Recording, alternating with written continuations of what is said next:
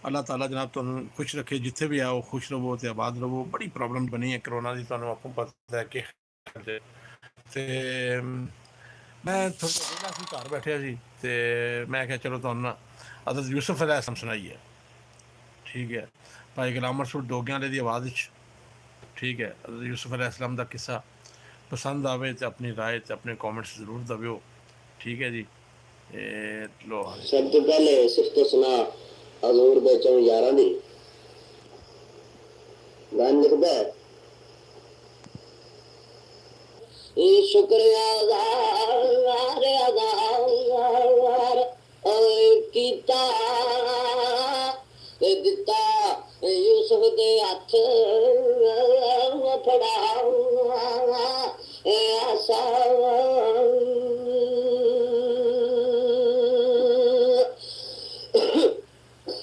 ओ तेरी आस उम्मीद हो गई हो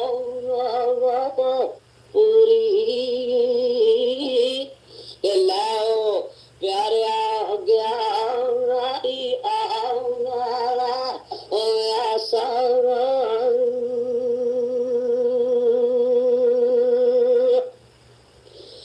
तेरी खातर सोने क्या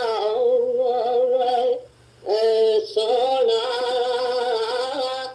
रब भेजा पाक खुदा आसा आदा देवे आसियां नू बख्शवा आसा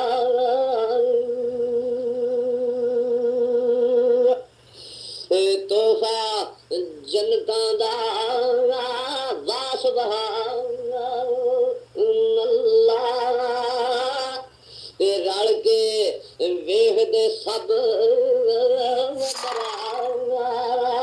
आसा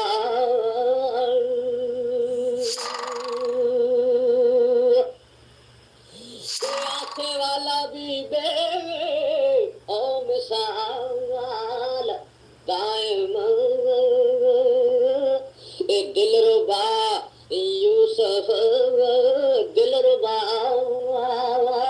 आसा। वाह भाई गुलाम रसूल वाह। जनाब हज़रत याकूब अलैहिस्सलाम दी हज़रत यूसुफ अलैहिस्सलाम उन्हां दे नाल मुहब्बत खुदाम लिखदा है ओ वड्डा यूसुफ अलैहिस्सलाम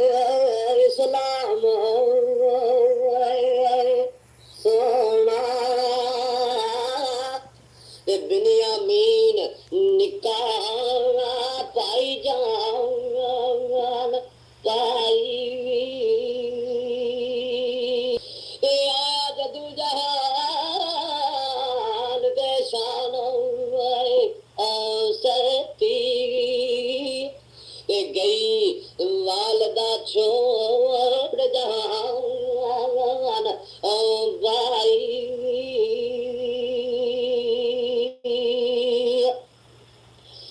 बाल दुरे यतीम दी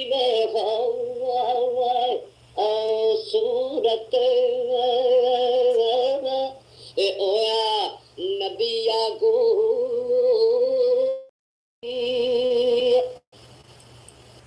हज़रत यूसुफ अलैहिस्सलाम दा किस्सा भाई गुलाम रसूल डोगियां वाला दैम इकबाल दायम दा लिखिया होया। भाई गुलाम रसूल पढ़दे सन पे पुरानियां यादां। यह भाई गुलाम रसूल का उस वेले का प्रोग्राम है जिस वेले भाई गुलाम रसूल ने नवा नवा शुरू किया सी। अगर मैं गलत नहीं कहता पाया तो यह शायद 1985-87 उस यानी 80 की दहाई भाई गुलाम रसूल साहब ने पढ़िया सी। उस वे कैसटां का दौर होंदा सी ते आवाज़ भी भाई जी उसने मसलन पता क्या हर बंदे नूं पता है जवानी फिर बंदे की हालत होर होंदी है, जो जो उम्र गुजरती है फिर अगों उसकी पोजीशन बंदे की चेंज होती जाती है। ना उन्ना जोर लगता है, ना वो तरज बनती है, ना वो चस रही बंदे च। ते बहरहाल भाई गुलाम रसूल की आवाज़ अज भी सुनी जाए तो बड़ी प्यारी है, बड़ी सोहनी है। ठीक है, तो यह जोड़ा प्रोग्राम सी बस बड़े दोस्त लोग ये कहते सन कि असीं भी भाई गुलाम रसूल का कोई पुराना प्रोग्राम सुनाओ। शाहनामा करबला भी है उन्होंने साढ़े को ਉਦੋਂ ਇੱਕ ਹੋਰ ਉਹਨਾਂ ਨੇ ਮਾਹੀਏ ਗਾਏ ਸਨ, ਭੈਣ ਦੇ ਸੋਹਣਿਆ ਵੀਰਾ, ਉਹ ਵੀ ਹੈ ਵੈ। ਅਤੇ ਹਜ਼ਰਤ ਯੂਸੁਫ अलैहिस्सलाम ਦਾ ਕਿੱਸਾ ਵੀ ਹੈ। ठीक है, ਅੱਜ जनाब थोड़ा ਜਿਹਾ ਤੁਹਾਨੂੰ ਸੁਣਾਇਆ ਵਾ ਯੂਸੁਫ अलैहिस्सलाम ਦਾ ਕਿੱਸਾ। ਪਸੰਦ ਆਇਆ ਆਪਣੀ ਰਾਏ ਜਾਂ ਕਮੈਂਟਸ ਜ਼ਰੂਰ ਦਿਓ। ਤੁਹਾਨੂੰ ਗਾਣ ਦਾ ਸ਼ੌਕ ਹੈ, ਤੁਸੀਂ, ਤੁਹਾਡੀ ਆਵਾਜ਼ ਥੋੜ੍ਹੀ ਜਿਹੀ ਸੱਟ ਖਾਂਦੀ ਹੈ, ਅਤੇ ਤੁਸੀਂ ਜਨਾਬ ਜ਼ਰੂਰ ਸਾਡੇ ਨਾਲ ਰਾਬਤਾ ਕਾਇਮ ਕਰਿਓ।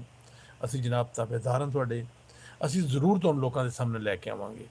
ਠੀਕ ਹੈ ਜੀ, ਇਨਸ਼ਾ ਅੱਲਾ ਜ਼ਿੰਦਗੀ ਰਹੀ ਤੇ ਫਿਰ ਮੁਲਾਕਾਤ ਕਰਾਂਗੇ।